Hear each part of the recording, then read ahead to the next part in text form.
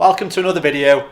So today I've got another viewing on a property, so I'm going to show you that and I'm going to run through all the figures and I'm going to show you how I actually analyse a good deal. Now this is potentially could be a good BRRR deal, which is buy, renovate, refinance and then rent. So I'm going to head over there, I'll show you the property and then I'll come back here and I'll go through all the figures so that you get an idea of what makes a good property deal over a bad one.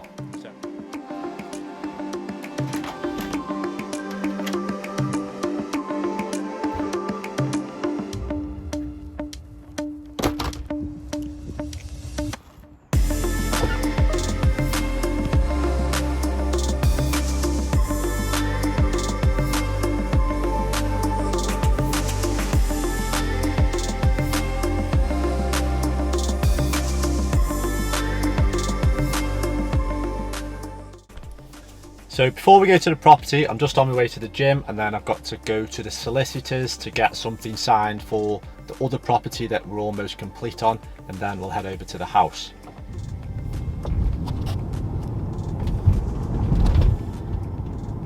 So that's gym session done, solicitors done. I've just pulled up at the property, so we'll go have a look round. The estate agent has in fact already done a video showing this whole property, so I may as well show you that rather than carrying this camera around. So let's take a look at that.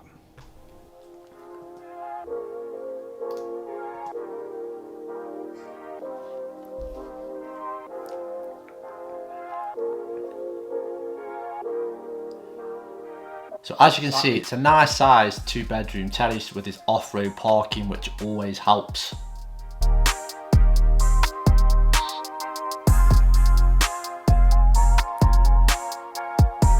So the living room is a decent size. Obviously all the wallpaper needs stripping back, and also there's another room which actually would open out to make a really good open plan kitchen cum diner area.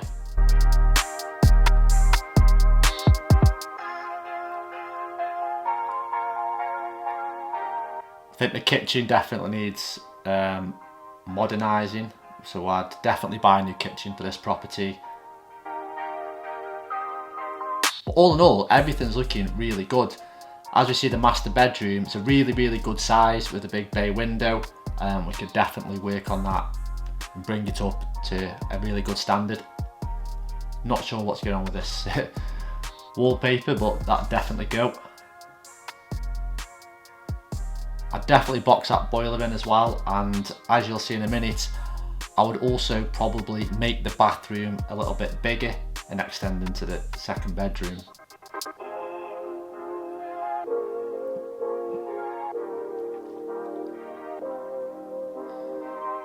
Now for a terraced house, it does have a pretty good sized garden, especially in my area. Most terraced houses haven't got a garden at all, just a really small yard, so having this extra garden will definitely add value to the house, and as I said before, the off-road parking certainly helps as well. I can definitely work with this property and I know that I could increase the value. It's just a case of, can I get it at the right price, which I'll soon find out.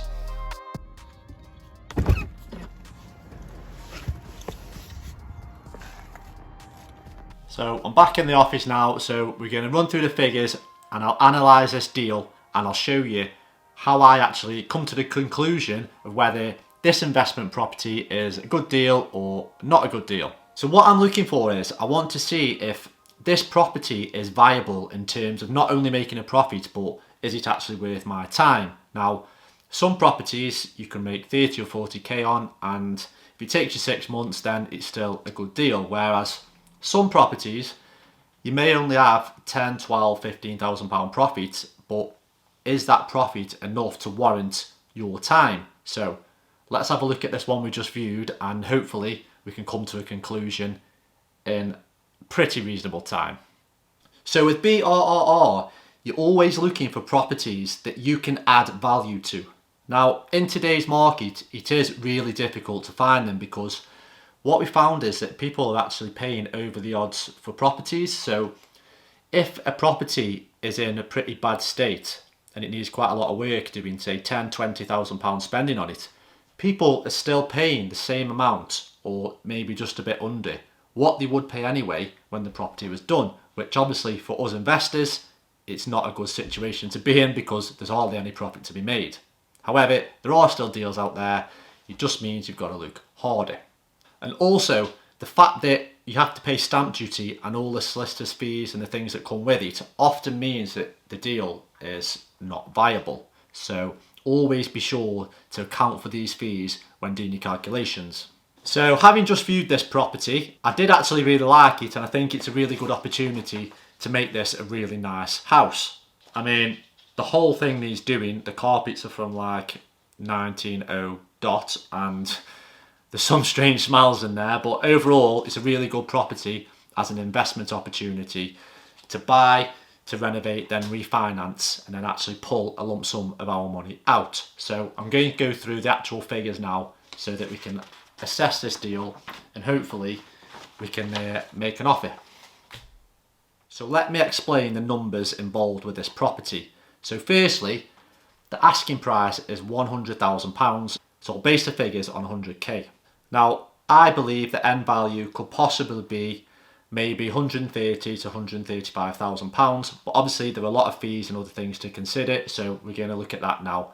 And we'll see where we are in terms of profit after we've calculated everything. Now, usually we would require a 25% deposit, whether it be a mortgage or a bridging loan. And in this instance, I'd personally go for a bridging loan because we want to buy the property, we want to renovate it and have a quick turnaround time, and then we want to refinance it, which means we want to do this in a matter of months, not a couple of years, which is usually the minimum amount of time when you get a mortgage that you can then remortgage again. So in this case, I think a bridging loan would probably be the best option. So it's £100,000 purchase price.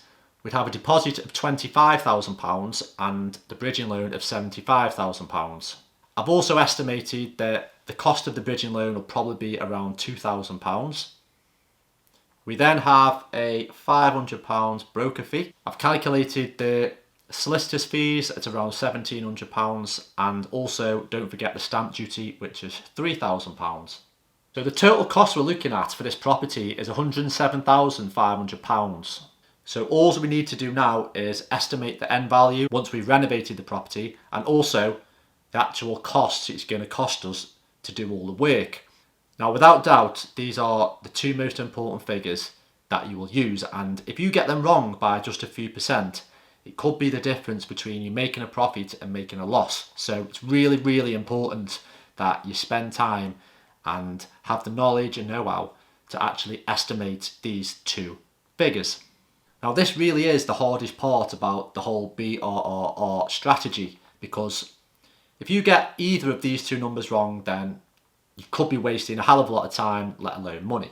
So firstly, you can't accurately calculate your renovation costs because anything could happen during the time you start to the time you finish. Things can creep up. You could uncover things that end up costing you more money than you anticipated. Materials could change in price.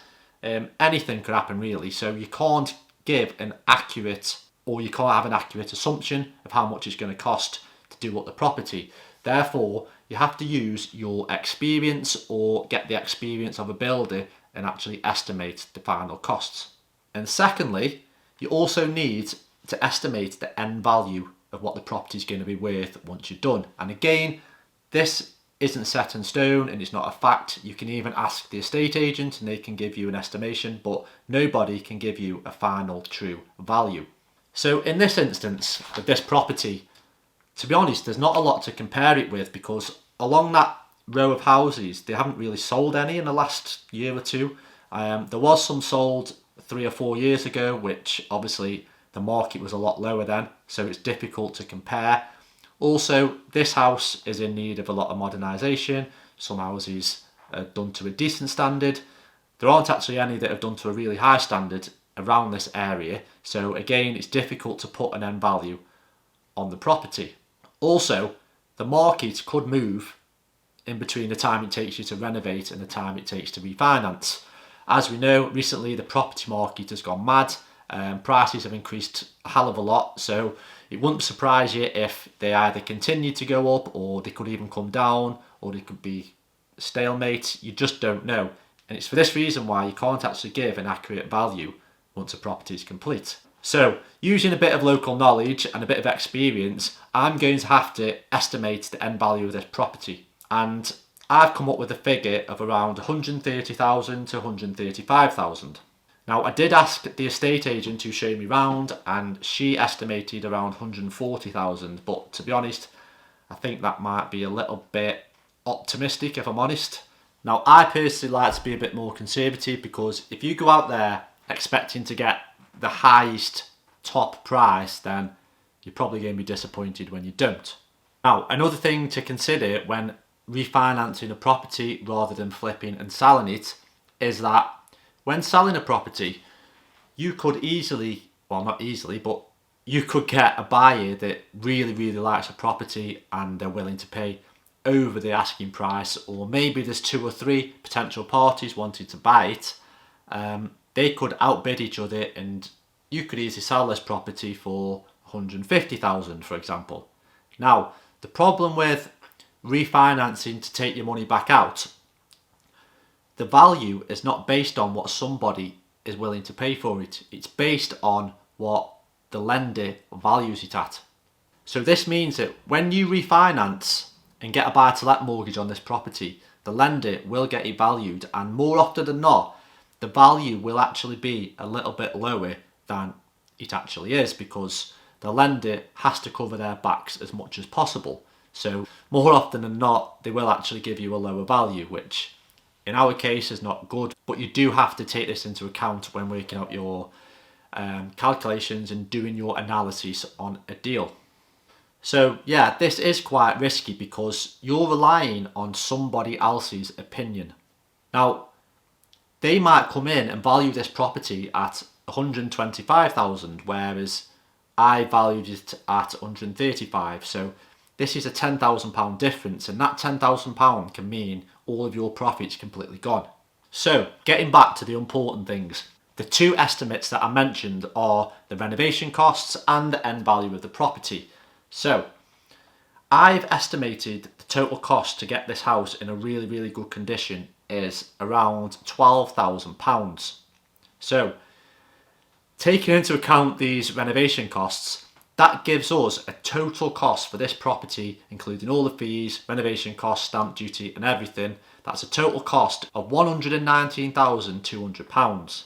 Now, my estimated end value is £135,000. So that gives us a profit of just under £16,000. Now, for me, this is quite a good deal, and hopefully, if these numbers stack up, I'll be able to take out probably half of the amount of money that I put in. So let's have a look at those figures again. So firstly, I'm putting in £25,000 of my own money, because this is the deposit that's required. Secondly, I also have to stump up for the fees and stamp duty, which is another £4,700. Then we have the renovation costs. Again, I'll have to stump up that myself, or maybe use some other type of loan to pay for it, and I've estimated that at £12,000. So the total money down, from my perspective, is £41,700. Now, if my estimation is correct and the valuer gives us an end value of £135,000, this means that I can then get a buy-to-let mortgage which is 75% of this amount. So I could remortgage this for £101,000. Now let's take off our bridging loan of £75,000. This leaves us with just over £26,000. So in essence, I'm taking back all of the deposit that I put in. However, there are still the renovation costs and also the fees, which amount to around £16,000 or £17,000. So what we can do is we can rejig these figures and try to make it work a little bit better. And the only 2 ways of doing this are increasing the end value, which to be honest is out of our hands, so there's not a lot we can do about it. Just want to also say that no matter how good of a standard you do a house, there's always going to be a ceiling price for that area. So you could renovate this house to be absolutely amazing. However, at the end of the day, it's still a 2-bed terraced house, and it will only ever sell for whatever the ceiling price in that street or that area is. So if it's quite a low valued area, you know, don't go putting granite worktops and making indoor swimming pools and all that, because whatever you do, it's not going to increase the value of the house that much. So you should always be aware of what the actual ceiling price is of the property that you're doing up. So the other cost which we can rejig is the renovation costs. Now at £12,000, I could do this property to a really, really good standard. So I think I do have a bit of leeway in terms of reducing the renovation costs whilst also still keeping that end value. Now I think that I could probably do this house for £8,000 if there was one or two things I left out. And if I did, that would obviously give me another £4,000 profit. Now, £4,000 profit is a big chunk of money, so it's definitely worth considering doing this, and it's definitely worth honing in on your actual expenses and renovation costs and try to get them down to a minimal. So, after we've evaluated all this and gone through all the figures, is this actually a good deal or not? Now, based on the figures that I've just explained, I think that yes, I think it is a good deal. You're going to come out of it with a really good buy-to-let property that you could probably rent for almost £600 a month, and you're taking out all of your deposit. However, you would have to leave in some of your renovation costs and fees. Now, this is something that I don't actually mind too much, because this money is going to be clawed back over the next couple of years in terms of rental profits. So I'm not too worried about leaving money in the property, especially only the renovation costs. Now, when I was viewing the property, the estate agent informed me that there was already two offers, and one of them was 102,000 and the other one was 105,000. Now, obviously this puts me in a bit of a predicament, because that's another £5,000 or £6,000 off my profits, and if I was to put an offer in on this property, it's going to have to be over £105,000. Now, would this still work? Yes, it would. Would it be worth my time and effort? Maybe. I'll have to think about it. Again, the only thing that's really stopping me from picking the phone up and putting an offer in on this property is that end value. I just can't be certain that the end value will come in at 135,000, because like I mentioned earlier, there's not really a lot to compare it to in this street or this area. I'm just going based on my knowledge of terraced houses in that area. This one has the advantage of having off-road parking, and there is quite a good sized garden at the rear, so I think it could value at anything in between 115 and 140,000. Now, if it does come in at 115,000, then I basically wasted a lot of time.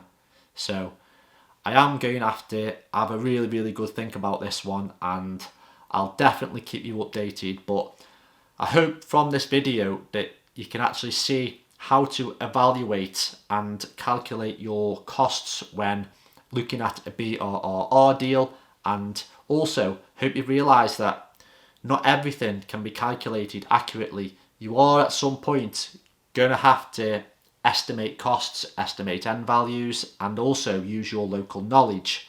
So I'll definitely keep you updated on this. If I do put an offer in on this property, then I'll make another video, and it'll also be a good little series to watch me renovate the house. So I'll definitely keep you updated on that. And also my 6th buy to let is almost complete now. As I mentioned earlier, I had to go to the solicitors, and that was to get a deed of guarantee signed. So I'll keep you updated on that, and hopefully you've learned something from this video. So please hit the thumbs up button, and I'll catch you soon.